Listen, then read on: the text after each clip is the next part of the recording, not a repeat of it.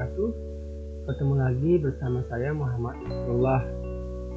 Di pertemuan kali ini kita akan belajar tentang laporan laba rugi setelah sebelumnya kita belajar tentang laporan neraca.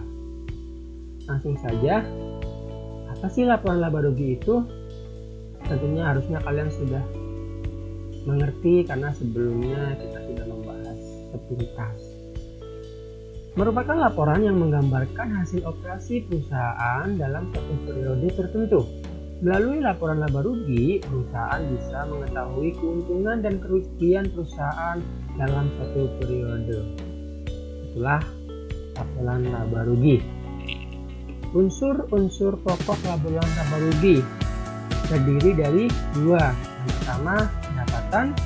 Yang kedua, beban atau biaya. Pendapatan, penerimaan dana atau pendapatan akibat penyerahan barang atau jasa dalam usaha mencapai laba. Pendapatan dibedakan menjadi dua. Yang pertama, pendapatan operasional. Yang kedua, pendapatan non-operasional.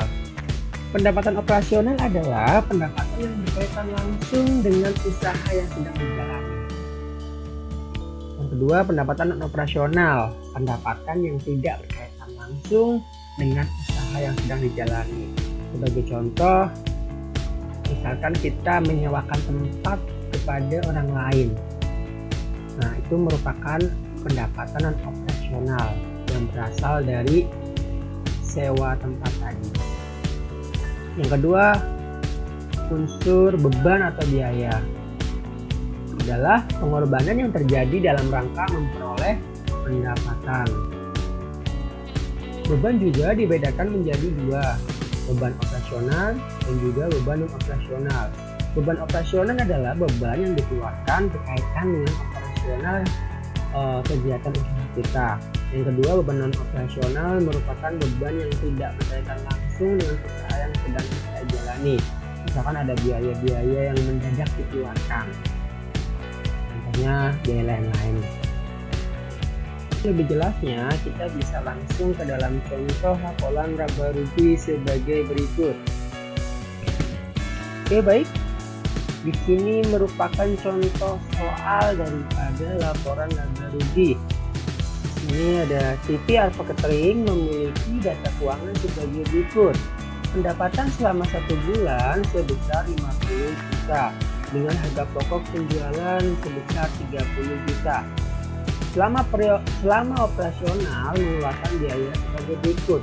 Gaji karyawan sebesar 5 juta, uang transportasi sebesar 1 juta, listrik, telepon, dan internet sebesar 1 juta. Buatlah laporan laba ruginya. Di sini sudah ada format laporan laba rugi. Jadi di dalam unsur laporan laba rugi terdiri dari dua, pendapatan dan juga beban atau biaya usaha.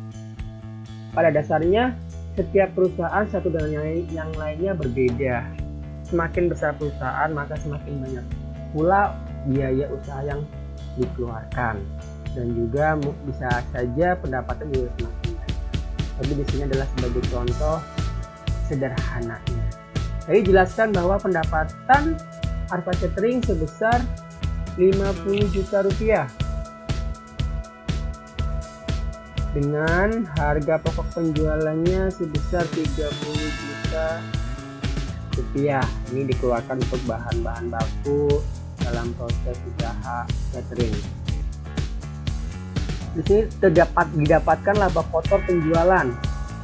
Laba kotor penjualannya sebesar 20 juta. Hasil dari 50 juta dikurangi 30 juta.